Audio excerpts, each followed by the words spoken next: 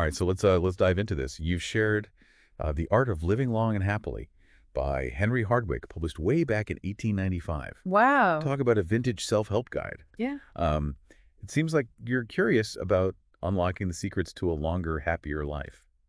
And this book might just hold some timeless wisdom that speaks to us even today. You know what strikes me is that even in the late 19th century, people were actively seeking ways to improve their well-being. It's a timeless pursuit, isn't it? Yeah. This book taps into the wisdom of philosophers like Socrates, historical figures like Benjamin Franklin, and even shares fascinating anecdotes about centenarians.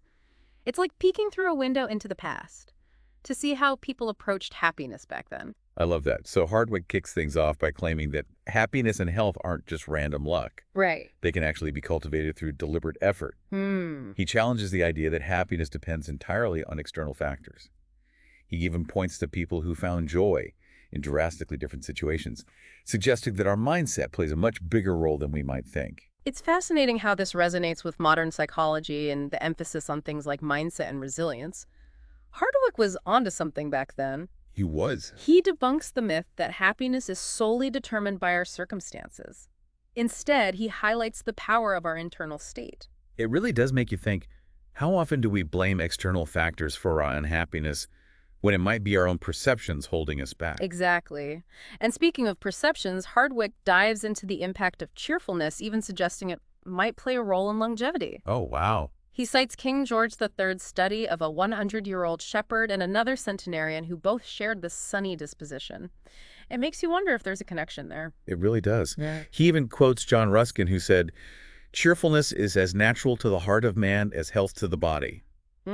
It's such a powerful statement, almost like saying choosing joy is as essential as choosing healthy food. And that begs the question for you. What's one small act of cheerfulness you could bring into your day today? Oh, I like. Could be something as simple as a genuine compliment, or taking a moment to truly savor that first sip of coffee. I love that. Those little moments of joy can really add up. Now, if we're talking about deliberate efforts to cultivate happiness, we have to talk about Benjamin Franklin's 13 virtues. Franklin, a true Renaissance man, Yes. believed that happiness was directly tied to character development. He meticulously outlined 13 virtues he felt were essential. Things like temperance, silence, order, resolution, and even humility. And he didn't just make a list and call it a day. Right. He diligently tracked his progress in a notebook, holding himself accountable. That level of self-discipline is pretty amazing, wouldn't you say? Absolutely. It speaks to his dedication to personal growth. It wasn't about being perfect, but about constantly striving to be better. Out of all those virtues, which one resonates most with you? Yeah. For me, I think it might be silence. In today's world where we're constantly bombarded with information and noise, finding moments of quiet reflection feels more valuable than ever. That's a great point. And I think that leads perfectly into another key theme Hardwick explores, the importance of tranquility of mind. He argues that true happiness can't exist when we're constantly battling inner turmoil. He even uses examples like Shakespeare's portrayal of the guilt-ridden Wolsey and Byron's retreat into solitude to highlight how a troubled conscience can really impact our well-being. These examples are fascinating because they show how our internal state can manifest in our external reality. When we're consumed by guilt, worry, or anxiety, it's almost impossible to find peace and contentment. Makes you wonder if Shakespeare was prescribing a dose of chill pills way back then. But on the serious note, it makes you think, what helps you find that sense of tranquility amidst the daily hustle? Right. For some, it might be meditation or spending time in nature. For others, it could be losing yourself in a good book. The key is finding what works for you. Those practices that help quiet the mind and connect with a sense of inner peace. And speaking of finding that sense of peace, Hardwick dives into the financial side of things as well. He explores this idea of competence, which essentially means having enough to meet your needs. He even quotes Abraham Lincoln, who said, $20,000 should be enough to satisfy any man's wants. It's a provocative quote, especially in our current society that often equates success with material wealth. It really challenges us to think about our own definitions of enough. Is it a constantly moving target, or have we found a sense of satisfaction with what we have? It's a question worth pondering. Yeah. In a world of consumerism and constant striving for more, the concept of enough can feel almost radical. Yeah. But perhaps that's precisely why it's so relevant to our pursuit of a long and happy life. Absolutely. And it leads us to another key element Hardwick emphasizes, the importance of a healthy lifestyle for longevity. He draws on Cicero's principles of moderation and a balanced life. Cicero, being a Roman philosopher and statesman, Right. advocated for a life guided by reason, moderation, and finding balance in all things. Mhm. This philosophy feels incredibly relevant today, especially with the constant pressure to be on all the time. Speaking of finding that sweet spot, Hardwick highlights individuals who seem to have embodied this philosophy perfectly. Okay. Centenarians. He delves into the lives of people like Luigi Cornaro, who, through a combination of temperance, regular exercise, and a positive mental outlook, managed to live an incredibly long life. Their stories provide such a fascinating glimpse into the habits and mindsets that might contribute to a longer, healthier life. It really underscores the power of those seemingly small, consistent choices we make each day. And it prompts us to consider, what small change could we make in our own daily routines to move towards a healthier, more balanced lifestyle? Could it be adding a 15-minute walk into our day, swapping out that sugary snack for a piece of fruit, or simply taking 5 minutes to just breathe and de-stress? These little changes can make a big difference over time. Absolutely. They really can. And speaking of things that enrich our lives, Hardwick dedicates a whole section to the joy of books. He cites figures like Gibbon Solomon and Macaulay, emphasizing how books unlock a vast treasury of human knowledge and experience. Right. It's like having access to the greatest minds and most incredible stories across time and space, all within arm's reach. He highlights how books can transport us to different worlds, introduce us to new perspectives, and challenge our assumptions. It's a portal to endless learning and enrichment, wouldn't you say? He even quotes Petrarch, who said, "Books are friends, pleasant and useful. They are a comfort in solitude and keep us from being a burden to ourselves." Hmm. I love that. Yeah. It perfectly captures the companionship and solace books can offer. It's like they're always there, ready to offer wisdom, a fresh perspective, or simply a comforting escape. Which brings us to a question for you. What book has truly impacted your life and why? Was it a novel that transported you to another world, a biography that inspired you, Yeah. or maybe a self-help book that provided practical guidance? Books truly have the power to shape our thoughts, beliefs, and ultimately our lives. They really do. It's uh, it's incredible how a collection of words on paper can have such a profound impact on our lives. And speaking of impactful ideas, Hardwick delves into the idea of aligning our lives with nature. It's a it's a concept that has resonated across cultures and throughout history. He draws on the wisdom of ancient philosophers who believed that living in harmony with the natural world was essential for happiness and well-being. It makes you think about how we've kind of lost touch with that in modern society. We're so plugged in, so focused on the digital world, that we often forget the simple joys and restorative power of nature. Yeah, it's like we've traded the symphony of birdsong for the constant ping of notifications. But Hardwick reminds us that reconnecting with nature is vital for our overall well-being. It's fascinating how this ancient wisdom aligns with modern movements like mindfulness, sustainability, and the push to spend more time outdoors.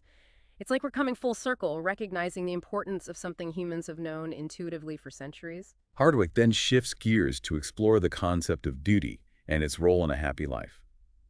He suggests that fulfilling our obligations, whether to family, community, or our chosen profession, brings a sense of satisfaction and purpose. It's not just about chasing pleasure, it's about finding meaning in our responsibilities. He argues that shirking our responsibilities can actually lead to a troubled conscience and a diminished sense of self-worth. It's like there's an inherent need within us to contribute, to feel like we're making a difference in some way. And that contribution can take so many forms. It could be being a supportive parent, volunteering in your community, or simply striving for excellence in your work. It's about finding that sweet spot where our talents and passions intersect with the needs of the world around us. And speaking of finding that balance, Hardwick warns against excessive ambition. He cautions against the relentless pursuit of wealth and power, especially when it comes at the expense of our values and relationships. It's a cautionary tale that feels particularly relevant in today's achievement-oriented culture. We're often told to hustle harder, climb higher, and accumulate more. But at what cost?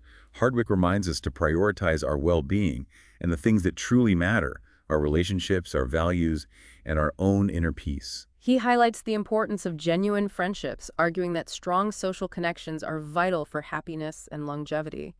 It's a reminder that we're social creatures who thrive on connection and belonging. And it makes you appreciate the simple act of picking up the phone to call a friend, scheduling that long overdue coffee date, or just taking the time to truly connect with the people in our lives. It's about nurturing those bonds, investing time and energy in the relationships that bring joy, support, and a sense of belonging to our lives. And amidst the hustle and the pursuit of goals, Hardwick reminds us to savor the simple pleasures. He advocates for a life that finds beauty in the everyday moments, a life filled with gratitude for the small things we often take for granted. It's about shifting our focus from constantly striving for more to truly appreciating what we already have. It could be savoring a delicious meal, enjoying a walk in nature, or simply basking in the warmth of a loved one's embrace. It's about pausing to notice the beauty in the ordinary, to find those moments of joy in the simplest of things. And speaking of finding joy, even in challenging times, Hardwick offers a fascinating perspective on dealing with disappointment and misfortune. He suggests that instead of dwelling on past mistakes or worrying excessively about the future, we should focus on the present moment and embrace a positive outlook. He reminds us that life is full of ups and downs, and that our ability to adapt and maintain a positive perspective is key to navigating those inevitable challenges. It's not about ignoring the difficulties, but about approaching them with resilience and grace. He even encourages us to view challenges as opportunities for growth and learning, rather than insurmountable obstacles. It's about reframing our perspective and choosing to see the potential for growth, even in the midst of adversity. It's a powerful shift in mindset, one that empowers us to take ownership of our lives and navigate difficulties with a sense of agency rather than succumbing to despair. Now, this next part really resonated with me. Hardwick's emphasis on controlling our thoughts and desires. He dives into Stoic philosophy, which emphasizes mastering our emotions and desires rather than letting them control us. It's a powerful concept, especially in a world where we're constantly bombarded with stimuli designed to trigger our desires and impulses. It's about recognizing that we have a choice in how we respond to situations. It's about cultivating that inner strength and self-control to make conscious decisions rather than reacting impulsively. He suggests that true freedom doesn't lie in external circumstances, but in our ability to master our inner world. It's a liberating concept, isn't it? One that empowers us to take responsibility for our emotional well-being and navigate life's challenges with a sense of equanimity. And when it comes to navigating life's journey, Hardwick provides some practical tips for achieving longevity, drawing on the wisdom of historical figures and those centenarians he mentioned earlier. He emphasizes the importance of a balanced diet, regular exercise, and adequate sleep. Those foundational pillars of good health that we hear so much about today. He advocates for a lifestyle that's moderate in all things, avoiding extremes that can damage our health. It's about finding that sustainable balance that supports both our physical and mental well-being. He also highlights the importance of maintaining a positive outlook and cultivating a sense of purpose. He suggests that these factors play a key role in longevity. It's like he's saying that a life filled with meaning and joy is more likely to be a long and fulfilling one. And I think that ties in beautifully with something else. Hardwick emphasizes the power of laughter and humor. He suggests that laughter can help us cope with stress, strengthen relationships, and boost our overall mood.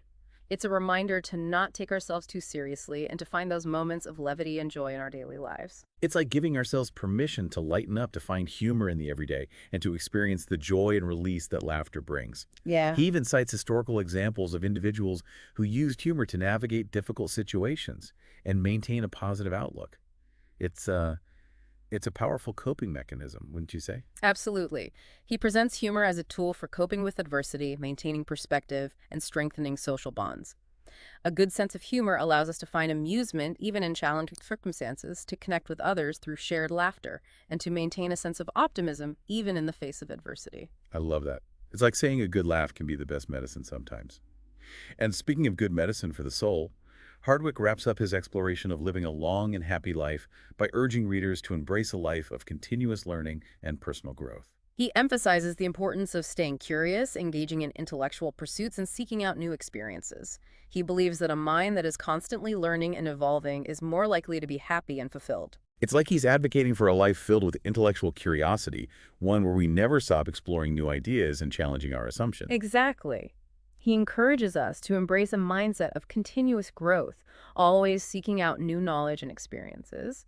It's about viewing life as a journey of discovery, always open to learning and expanding our horizons. And isn't it fascinating how all these threads, from cultivating virtues and finding peace to embracing a healthy lifestyle and lifelong learning, all weave together to create this beautiful tapestry of a life well lived? It really is. Hardwick's book reminds us that a long and happy life isn't about luck or chance. It's about making conscious choices and cultivating habits that support our well-being. He provides a roadmap, a framework for living a more fulfilling and meaningful life. And what strikes me is how relevant these ideas from the 19th century still feel today. In a world that often feels obsessed with quick fixes and instant gratification, Hardwick reminds us that true happiness is found in embracing those simple yet profound principles, cultivating cheerfulness, seeking tranquility of mind, and living in harmony with nature. It's about recognizing that true happiness isn't a destination. It's a journey, a process of continuous growth and self-discovery. We've only scratched the surface of the wisdom contained in the art of living long and happily. But hopefully this deep dive has sparked some new insights and perhaps even inspired you to explore some of these ideas further. The beauty of it all is that we have the power to choose our path. Each day presents an opportunity to make choices that lead us closer to the life we envision for ourselves. A life filled with purpose, joy, and hopefully a good dose of laughter along the way. So as we wrap up our exploration of Hardwick's insights, we leave you with this question. What will you choose to focus on today? Will you make time for that nature walk, reconnect with an old friend, or simply savor the quiet moments? The path to a long and happy life is yours to create. And remember, it's a journey best taken one step at a time. That's a wrap on our deep dive into the art of living long and happily. We hope you found this exploration as thought-provoking as we did, and we look forward to diving into more fascinating topics with you in our future episodes.